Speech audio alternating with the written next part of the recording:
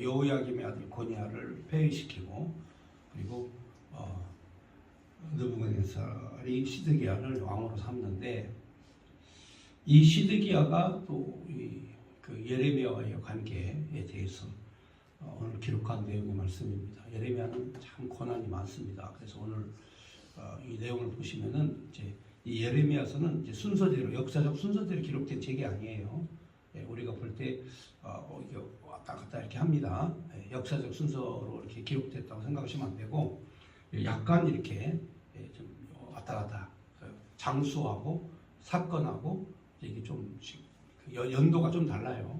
그러니까 여러분들이 그렇게 이제 이해하시면 됩니다. 왜냐하면 이 전반부에는 막 총체적인 얘기를 하다 보면 이제 그 유다가 막 멸망한 얘기도 나오고, 그 다음에 멸망할 것이라는 얘기도 나오고, 연도가 좀씩 다르니까 이때 이제 이 바벨론의 느부갓네살이 처음 쳐들어왔을 때는 예수님 모시기 606년입니다. 예수님 모시기 606년 처음에 예루살렘이 느부갓네살 공격을 받습니다. 그게 1차 침공이에요. 1차 침공에서 여러분이 잘 아는 그 여호야김이 이제 그 바벨론의 그 분봉, 유다를 다스리는 분봉왕이다. 그래서 네가 다스려라 해가지고 왕권을 주고 대신에 이제 조공과 세금을 받고, 그리고 똑똑한 기술자들이죠. 예루살렘에 가보면 돈은 별로 없으니까 똑똑한 기술자들, 이 기술자들, 그다음에 배운 사람들, 이 사람들을 전부 다 1차로 포로로 끌고 가요. 자, 이때에 제사장 에스겔, 그리고 여러분이 잘 아는 다니엘이 어린 나이에 갓난아이 나이로 이제 부모님 따라가지고, 다니엘의 신분은 이제 그 왕족이니까, 귀족이니까 이제 같이 바벨론으로 끌려가서 바벨론에서 교육을 받습니다. 우리가 이제 다음에 공부할 건 이제 다니엘서를 해보겠습니다만, 저희가 다니엘서를 다들 공부합니다만, 이렇게 해서 에스겔과 다니엘이 1차 침공 때 포로로 끌려가요. 그리고 이제 예레미야는 여러분들 알다시피 이 바벨론에게 항복해라. 바벨론이 유다를 점령해서 이 나라를 멸할 거다. 하나님 앞에 회개하고 돌아와라. 이렇게 얘기했기 때문에 이 바벨론 입장에서 봤을 때는 이 예레미야가 누구 편이죠? 그렇죠. 예레미야가 바벨론 편이죠. 그렇지 않습니까? 그러니까 이 바벨론 편에서는 예레미야가 매우 귀한 사람이에요. 왜냐하면 선지자라 역사적 사실과 하나님이 하실 일을 미리 얘기를 했기 때문에 바벨론이 봤을 때는 바벨론에게 항복하라, 이렇게 얘기한 사람으로 들린단 말이죠. 그런데 유대인들이 봤을 때는 뭐예요? 이건 반역죄, 매국노예요, 매국노. 이거 완전 반역죄예요. 그렇죠? 유대인들이 봤을 때는 완전히 예레미야는 매국노입니다. 그러니까 이 선지자는 가끔 가다가 하나님 말씀을 바로 전할 때에는 이 하나님께는 인정을 받지만, 그러나 자국 백성들에게는 인정을 못 받는 거죠. 제가 봤을 때는 그렇습니다. 제가 봤을 때는 그 인기 있는 목사보다 하나님의 종이 더 필요한 거죠, 이 시대가. 그렇잖아요. 하나님의 말씀을 바로 전하는 이 목사가 필요한 거예요, 이 시대는. 이 백성들에게 인기 있는 목사가 필요한 게 아니라니까요, 지금 시대는. 왜 그러냐면 지금은 새로운 냉전 시대예요. 과거의 냉전 시대는 미국과 러시아의 패권 싸움이었다면, 지금의 냉전 시대는 미국과 중국의 패권 싸움이에요. 그러면 과거에 러시아와 미국의 패권 싸움에서는 우리가 별로 끼어들 일이 없어요. 지정학적으로 러시아와는 접경 지역이지만 그건 북한이 접경이지 우리와 접경된 건 아니거든요. 그런데 지금은 미국과 중국과의 냉전 시대예요. 그럼 우리는 중국과 미국 바로 틈에 끼어 있어요. 바로 틈에. 바로 350km만 가면 바로 중국이에요. 350km라면 서울에서 광주 거리거든요. 이제 좀 개념의 이해가 좀 가시겠죠? 350km가 어느 정도냐? 서울에서 광주 거리라니까요. 그러니까 바로 앞이에요. 이게 바로 지정학적 영향력을 행사하는 미국과 중국의 틈에 끼어 있는 한국이 매우 위험한 상황이죠. 자, 이때 이때에 바로 그 싸움은 어디서 나오느냐, 왜 나오느냐? 그렇습니다. 미국의 자유민주주의와 중국의 공산주의가 충돌하는 지역이 바로 대한민국이기 때문에 그렇습니다. 그리고 우리는 역사적으로도 전쟁을 해봤죠. 공산주의자와 자유민주주의자의 전쟁이 이 땅에서 벌어졌었죠. 수백만 명이 죽고 수천만의 이산가족이 생기고 대한민국이 그야말로 초토화되는 그런 전쟁을 치른 나라입니다. 그렇다면 이미 공산주의와 싸우고 전쟁을 치른 나라이기 때문에 공산주의 세력과 확실하게 우리가 싸워야 될 책임과 의무가 있는 민족이 바로 이 대한민국이에요. 그런데 지금은 젊은 청년들이 공산주의와 싸워야 되냐면 왜 싸워야 되냐고 물어봐요, 도리어. 아니, 지들은 지들끼리 살면 되고 우리는 우리끼리 살면 되는 거지. 공산주의와 싸워야 된다. 왜 싸워야 되냐 하고 도리어 반문한다니까요. 그리고 두 번째로 우리가 왜 싸워야 되냐 이거예요. 난 싸우기 싫다 이거예요. 그냥 공산주의와 친하게 잘 살고 싶다 이거죠. 이거 큰일 나지 않았어요? 공산주의가 우리가 친구가 될 수가 없어요. 공산주의의 이론은요, 싸워서 죽여서라도 빼앗아서 공산주의 이론대로 살아가야 되는 게 그게 공산주의예요.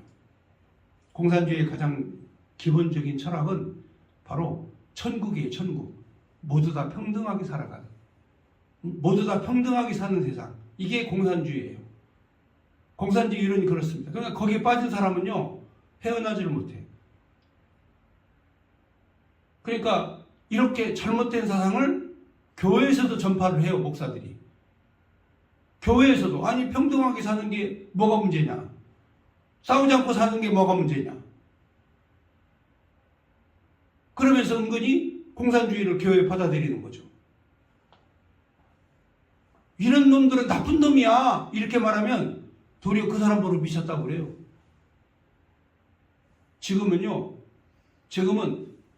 하나님의 말씀을 선포하는 사람이 이 땅에 하나님의 종으로, 목사로 살아야 돼요. 백성들에게 인기 있어가지고 큰 교회를 만들었다고 해서 그 사람이 훌륭한 목사가 되는 게 아니다 그 말이에요. 예레미야서를 보면 그렇습니다. 예레미야는 하나님의 말씀을 전하는 선지자예요. 세상과 타협하지 않아요. 부귀와 영화 타협하지 않아요. 예레미야가 눈만 찔끔 감으면 감옥에 들어갈 일이 없어요.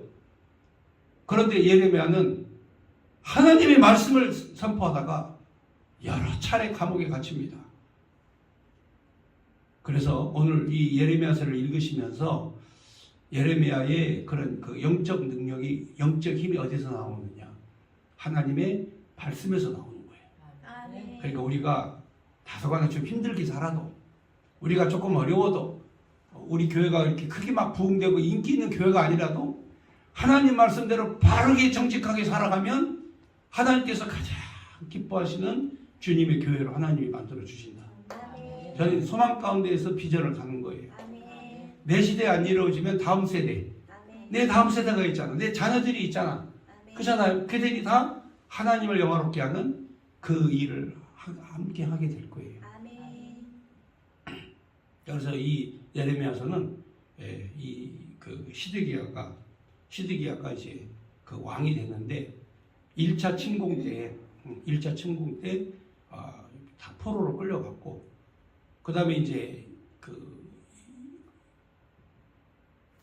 여호야김 왕 시대에 또 백성들이 또 독립운동을 해요. 독립운동. 우리가 애굽을 의지해서 애굽을 끌어들이면 우리가 다시 이 땅에 독립을 쟁취할 수 있다. 그러니까 우리가 이 애굽하고 바벨론하고 전쟁을 하게, 싸우게 해서 애굽이 승리하면 우리가 이길 것이다 이렇게 생각해요. 그래서 애굽을 의지합니다. 이게 또 상한 갈대지팡이를 의지하는 거죠. 아니 그 상황 되면 하나님 앞에 부르짖어야지. 애굽에게 부르짖습니까? 하나님 앞에 부르짖고 회개하고 돌아와야지. 그러니까 예레미야가 저것들은 애굽은 썩은 갈대지팡이야 이렇게 가르쳐줘도 몰라. 선지자가 가르쳐줘도 몰라요.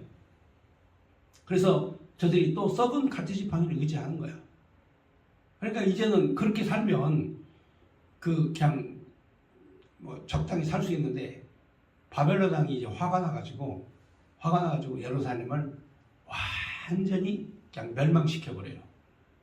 그때 시드기야 왕이 바로 그렇게 배신을 해요.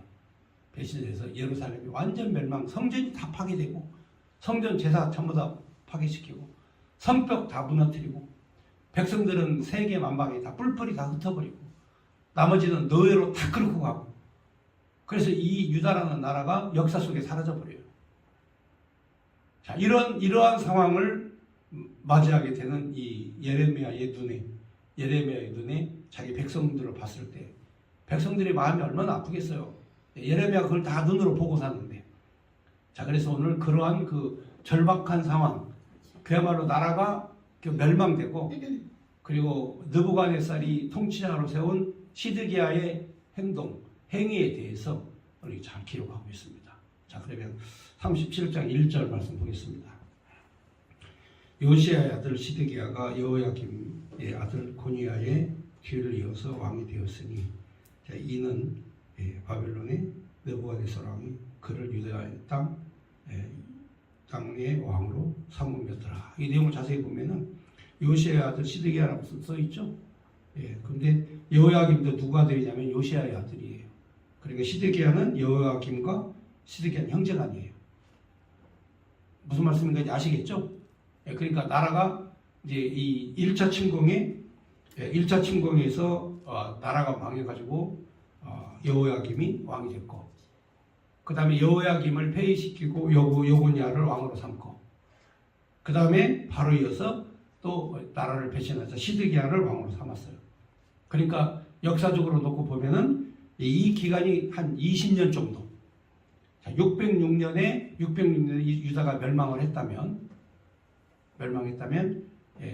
586년 경에 이 예루살렘이 완전히 불타고 없어지고 망하고 시드기야는 쇠사슬에 묶여서 포로로 끌려가요.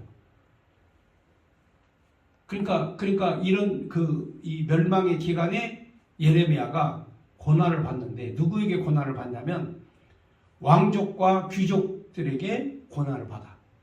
또 제사장과 서기관들에게 고난을 받아. 나라가 가장 어려울 때 나라를 살리기 위해서 가장 열정적으로 하나님의 말씀을 외쳤던 예레미야가 고난이 많아. 정말로 어려운 고난이 많아. 그런데 그 가운데에서 메시지가 있어요. 하나님이 다 우리를 뽑으셔서 전부 다 바벨론으로 데려갔어도 하나님이 다시 우리를 이 땅에 심어주실 것이다. 이게 메시지예요. 우리가 지금은 뽑히지만 하나님이 다시 심을 것이다. 이게 뭐냐? 하나님의 능력이다. 그러니까 우리가 하나님 능력 믿고 살아야지. 내 신세 타령하고 살면 세상 망해요. 하나님 믿고 사는 거야. 하나님 우리를 싹 뽑았다가도 하나님 다시 심으신다니까. 그래서 외국에서는요, 개척교회 있죠? 개척교회. 우리는 개척교회라고 그러잖아요. 근데 미국에서는 플랜처치라고 해요. 플랜처치. 플랜트라는 말은 심다는 뜻이거든요. 플랜처치. 나무를 심는 걸 플랜트라고 해요. 플랜처치라고. 바로 심겨진 교회. 하나님으로부터 심겨진 교회. 뽑으셨지만 다시 하나님이 심으셨다. 세우셨다. 그래서 하나님 우리를 잘하게 하신다. 그러니까 여러분의 생각이 사람의 생각으로 살면 못 산다니까요. 하나님의 생각으로 사는 거죠. 그게 뭡니까? 하나님이 우리를 뽑으셨다가도 다시 어떻게 한다? 심으신다. 그게 우리의 삶입니다. 살다가 보면 안 맞는 사람이 있어요. 평생 살아도 그 인간하고는 안 되는 인간들이 있다니까요. 사람 살다 보면 그래요. 근데 옛날에 유교적 사고방식에서는 그놈하고 평생 살아야 돼. 조강지처가 돼야 돼. 칠거지약이 걸리지 않으면 무조건 살아야 돼. 근데 하나님이 여기에 보니까 우리에게 바로 하나님이 뽑으셨다가도 바벨론으로 가게 하셨다가도 다시 데려와서 심으시는 이 하나님의 비밀의 약속, 이게 하나님이 새롭게 만들어 주시는 거죠. 이게 바로 뭐예요? 이게 바로 하나님의 나라예요. 하나님의 나라. 지금 이 땅에서 우리가 살지만 하나님 여기서 우리를 뽑아가지고 하나님이 다시 심으셔. 그래서 영원한 생명의 나라로 우리를 데려가게 하셔. 그래서 예수님이 십자가에서 죽으신 것 같고 망하신 것 같지만 다시 심기주신 거예요. 하나님의 나라로. 사도 바울이 망한 것 같지만 내가 흥한 자라고 그러죠. 내가 가난한 자 같지만 난 부유한 자라고 하잖아요. 왜 그러겠어요? 망한 게 아니라 다시 심겨지기 때문에 그런 거예요. 그러니까 예레미야서의 내용의 핵심이 바로 뭐냐? 하나님이 뽑으셨다가 다시 심으신다. 우리도 이 땅에 살다가 죽지만 영원한 생명으로 하나님이 다시 심겨지신다. 그걸 얘기하는 거죠. 여러분, 나라가 쫄딱 다 망하고 다 망했는데 하나님이 고레스라는 왕을 통해 가지고 고레스 대왕을 통해서 이스라엘 민족을 다시 다 고국으로 돌아가라. 성전을 건축하라. 성벽을 다시 세워라. 하면서 이렇게 다시 돌려보는 왕이 나올 줄이야 꿈에나 생각했어요? 여러분, 꿈에나 생각했습니까? 그래서 하나님께서 그런 의로운 통치자를 하나님이 보내시는 거야. 하나님이 보내주셔요. 의로운 통치자. 그게 바로 누굽니까? 장차 오실 메시아. 내가 다시 오겠다 라고 말씀하신 그 메시아를 우리가 기다리는 거죠. 그래서 오늘 우리가 지금 현재 이 혼란스러운 그 유다의 마지막 혼란스러운 상황에서 예레미야가 어떻게 활동했는지 한번 보겠습니다. 2절. 그와 그의 신하와 그 땅의 백성이 여호와께서 선지자 예레미야에게 하신 말씀을 듣지 아니하니라. 그러니까 하나님께서 예레미야를 통하여 대언한 이 말씀을 듣지 아니했다 이거예요. 그러니까 하나님의 말씀은 귀를 막아버린 거죠. 그건 망하는 거예요. 그러니까 내 삶 속에 하나님의 말씀이 사라지고 없으면 그건 망한 사람이야. 내 말씀에 하나님의 말씀이 살아 움직이면 그 사람은 흥한 사람이야. 절대로 망한 사람이 아니에요. 절대로 멍청한 사람이 아니야. 절대로 부족한 사람이 아니야. 절대로 가난한 사람이 아니에요. 하나님의 진리의 말씀이 나를 움직이면 내가 미천한 자 같으나 부유한 자가 된다고 바울이 말한 것처럼 그렇게 되는 거예요. 네. 자, 3절에 보면 시드기야 왕이 셀레마의 아들 여호갈과 마아사의 아들 제사장 스바나를 선지자 예레미야에게 보내되 넌 우리를 위하여 우리 하나님 여호와께 기도하라 하였으니 그때 예레미야가 갇히지 아니하였으므로 백성 가운데 출입하는 중이었더라. 그러니까 시드기야는 예레미야가 하나님의 사람인 줄 알아. 그리고 예레미야의 말이 적중했다는 걸 알아.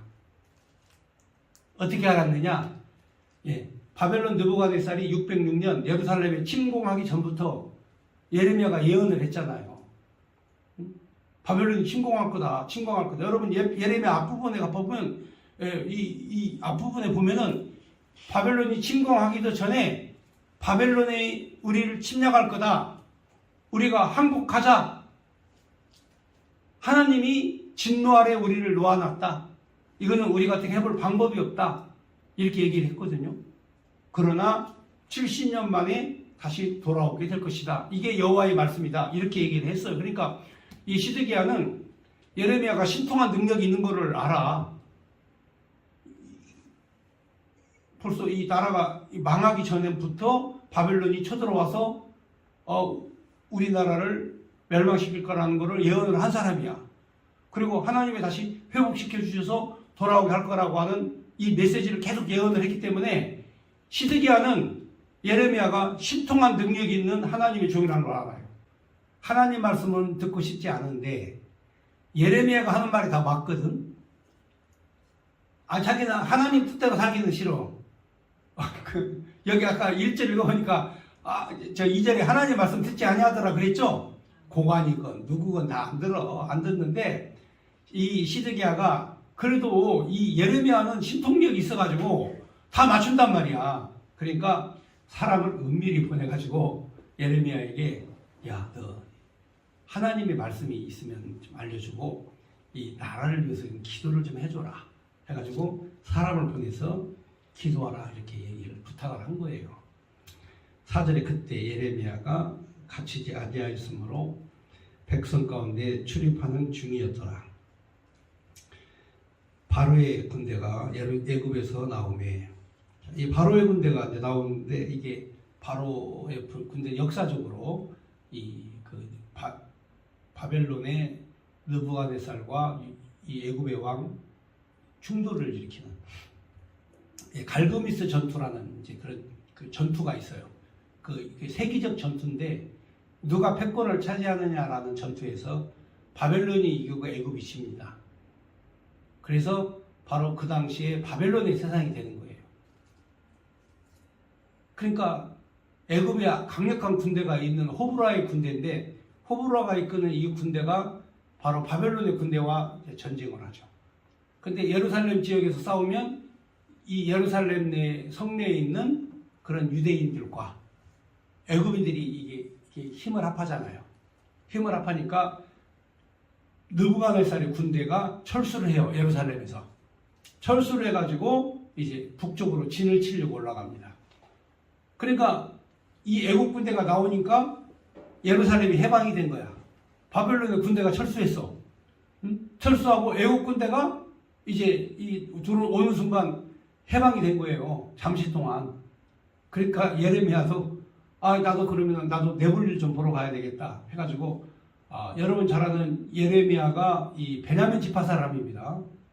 베냐민 지파. 여러분 이 예레미야 1장에 보면은 예레미야가 누군가 나오죠. 베냐민 지파 사람인데 이제 그 자기 땅으로 가야 되겠다. 이렇게 지금 얘기를 한 거죠. 나 우리 땅으로 가야 되겠다. 해가지고 그때에 5절에 바로의 군대가 애굽에서 나오매 예루살렘을 에워쌌던 갈대아인이 그 소문을 듣고 예루살렘에서 떠나간지라 여호와의 말씀이 선지자 예레미야에게 임하여 이르시되 이스라엘의 하나님 여호와께서 이와 같이 말씀하시니라. 너희를 보내어 내게 구하던 한 구하게 한 유다의 왕에게 아뢰라. 너를 도우려고 나왔던 바로의 군대는 자기 땅 애굽으로 돌아가겠고. 그러니까 전쟁에서 져서 애굽으로 돌아간다. 니들이 의지하던 애굽의 군대는 다시 패배해가지고 애굽으로 돌아가겠고. 그 다음에 8절 갈대아인이 다시 와서 이 성을 쳐서 빼앗아 불사르리라. 마지막으로 와가지고 이 성을 완전히 그냥 불질러버리겠다 이거죠. 성으로 완전히. 갈대아인이 누구냐면 느부갓네살입니다. 느부갓네살이 다시 와서 이 성을 완전히 불살라버리겠다. 여호와께서 이같이 말씀하시니라. 너희는 스스로 속에 말하기를 갈대아인이 반드시 우리를 떠나리라 하지 말라. 그들은 떠나지 아니하리라. 갈대아인들이 너희를 붙잡을 것이다. 갈대아인들이 떠나갈 거다고 말하지 말라. 그건 거짓말이다 이 말이죠. 스스로 속이지 말라는 거죠. 그러니까 예레미야 외에 다른 사람들이 다 갈대아인들이 떠나갈 거다 이렇게 얘기를 하지만 예레미야는 아니다. 너희들 스스로 속이지 말라. 그러니까 하나님 편에 서는 게 사실은 쉽지 않습니다. 10절에 보면 가령 너희가 너희를 치는 갈대아인에 온 군대를 쳐서 그 중에서 부상자만 남긴다 할지라도 그들이 각기 장막에서 일어나 이 성을 불사르리라. 설령 부상자들, 부상자들만 남았다 할지라도 그들이 다시 일어나서 너희를 칠 거다. 그러니까 안심하지 말라 이거죠. 여기 보면은 부상자 있죠. 치명적 상처를 입은 자라는 뜻입니다. 원래는 치명적, 꿰뚫려서 창에 찔려서 칼에 찔려서 치명적 상처를 입은 사람이라 할지라도 다시 살아나겠다 이거죠. 11절에 갈대아인의 군대가 바로의 군대를 두려워하여 예루살렘에서 떠나매 예레미야가 베냐민 땅에서 베냐민 사람이 아니라 베냐민 땅에서 사는 제사장 힐기야의 아들이다. 레위 자손이다. 베냐민 땅에서 살았죠. 베냐민 사람이라고.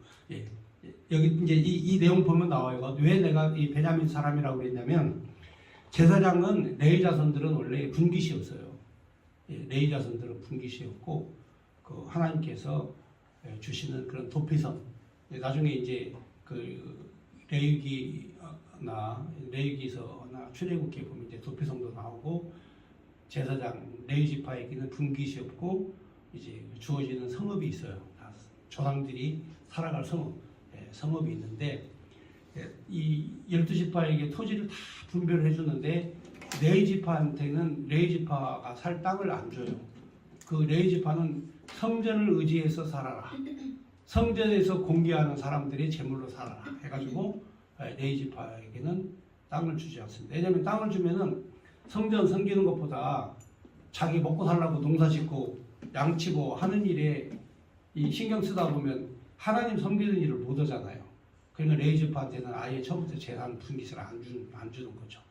근데 이제 이 베냐민 땅에 살게 되는 거기에 자기 조상으로부터 물려받은 이 재산이 있어요. 재산이 있는데 그 재산 찾으러 간 거야. 왜냐면은 그 자기를 포위했던 그 느부갓네살 군대가 없어지니까 이제는 잠시 평화가 온 거예요. 평화가 와서 이제는 그 조상님들의 땅 그리고 자기 후손들이 살아가야 될 땅 찾으러 가야 될 거 아니겠어요? 맨날 감옥에만 갇혀 있고 맨날 변방에서 이렇게 쫓겨 도망다니고 숨고 뭐 동굴에서 살고 맨날 이제 이런 삶을 살다 보니까 안 되겠다. 우리 땅도 한번 찾아보자 해가지고 베냐민 땅에 간 거죠. 자, 그 다음 보겠습니다. 12절에 보니까 예레미야가 베냐민 땅에서 백성 가운데 분깃을 받으려고 그러니까 이제 자기의 분깃이 있는 거죠. 그 베냐민 땅에서 살다가 자기 분깃을 찾으러 왔는데 예루살렘을 떠나 그리로 가려 하여 베냐민 문에 이른즉 이 예루살렘하고 베냐민은 가까웠습니다. 거리가 그렇게 멀지 않아요. 베냐민 땅과는. 근데 거기 가서 보니까 하나냐의 손자요 셀레마의 아들인 이리야라 이름하는 문지기의 우두머리가 선지자 예레미야를 붙잡아 이르되 내가 갈대아인에게 항복하려 하는도다. 그러니까 이제 이 바벨론 사람에게는 이 예레미야가 그 자신 편이니까 환영을 하지만 유대인들은 이 예레미야를 역적으로 알고 매국노로 알거든요. 거기에다가 예레미야가 안 보이니까 이 예레미야의 분깃을 농사를 짓고 있는 이 인간들이 재미를 쏠쏠히 봤거든요. 예레미야가 땅 자기 권리 주장을 안 하니까 와가지고 재미를 쏠쏠히 잘 보면서 그리고 있는데 갑자기 땅 주인이 나타난 거야. 땅 주인이 나타나서 내 분깃이 어디냐, 내 땅이 어디냐, 뭐 내 권리 주장하러 온 거니까 이 베냐민 이 문지기가 야 우리 저거 잡아서 가두자 해가지고 저거는 이 바벨론에서 보낸 스파이다, 저 간첩이다 해가지고 잡아가지고 목에 가둔 거죠. 자, 그 다음 14절에 예레미야가 이르되 거짓이다. 난 갈대아인에게 항복하려 하지 아니하노라. 아니 여러분, 예레미야가 항복하는 게 아니에요. 하나님의 말씀을 선포한 거지. 그렇잖아요? 내가 이 항복한 게 아니고 하나님의 말씀을 나는 전하는 자다.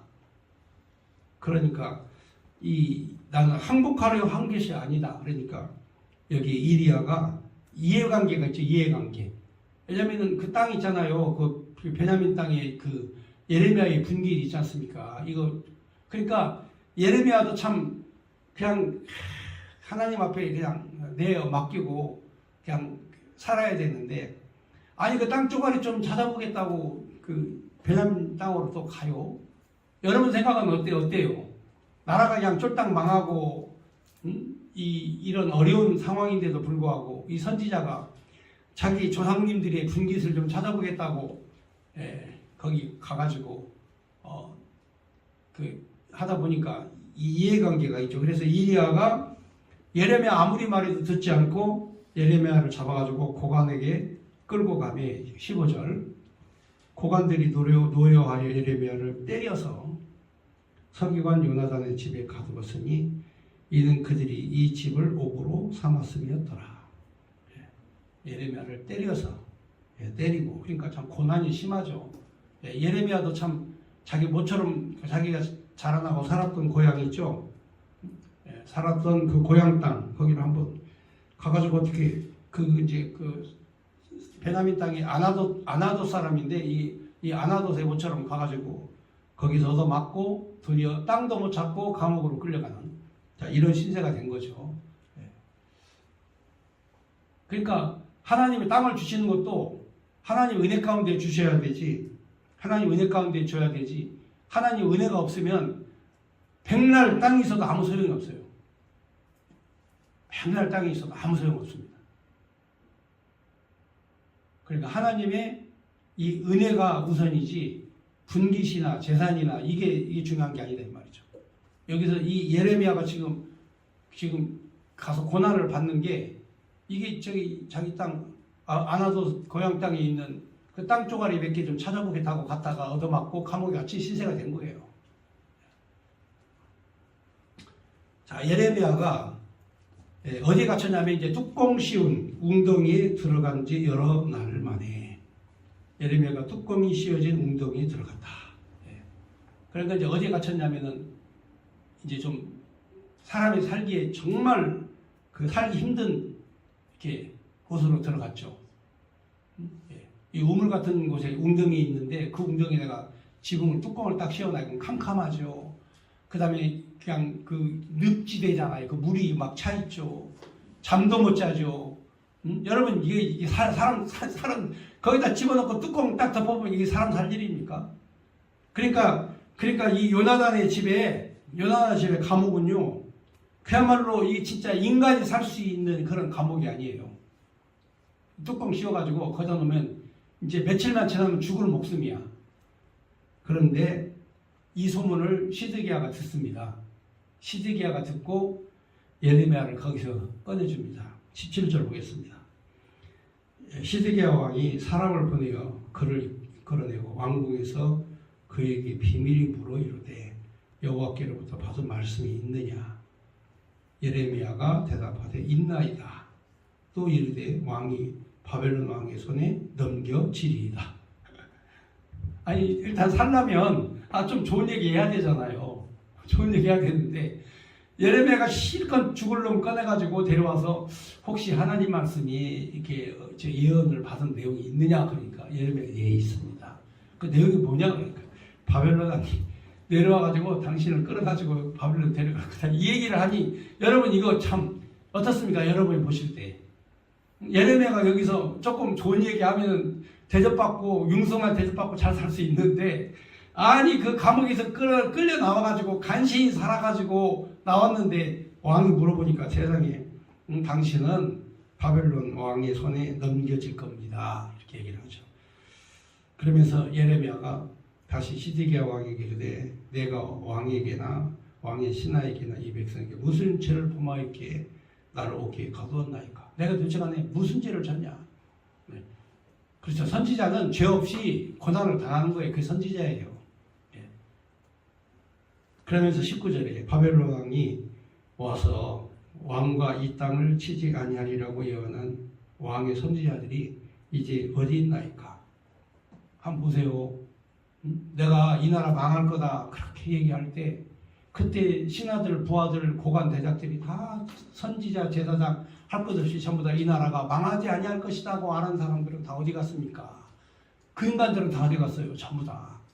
내가 왜 감옥에 갇혀야 되냐? 나는 하나님 말씀을 바르게 전해서 이 나라가 어떻게 될 것이라고 바르게 예언한 사람인데 거짓 예언한 인간들은 다 어디 갔냐 이거예요. 거짓 예언한. 여러분 거짓말 전하고 바른 말 전하고 하나님의 말씀 전하지 않고 이렇게 설교한 사람들 호화호식하고 잘 먹고 잘 살고 살다가 죽으면 아버지의 나라 가서 그 인간들 어떻게 살 건가 나 걱정돼. 아버지 나라 가서 주님의 얼굴을 어떻게 배울지 나 걱정된다니까. 그러니까 예레미야가 이 시드기야에게 따지는 거야. 내가 이 나라 망할 거다 할 때 이 나라 안 망한다 하면 나를 때리고 나 감옥에 가두고 그런 사람도 지금 다 돼가지고 나라가 다 망해가지고 지금 이런 상황인데 하면서 예레미야가 왕에게 한마디 하죠. 자, 그러면서 20절에 내주 왕이 여시여 이제 청하건대 내게 들으시며 나의 탐언을 받으사 나를 서기관 요나단의 집으로 돌려보내지 마옵소서. 내가 거기에서 죽을까 두려워하나이다. 그러니까 어딘가 이제 어떤 상황이 가시겠죠. 예?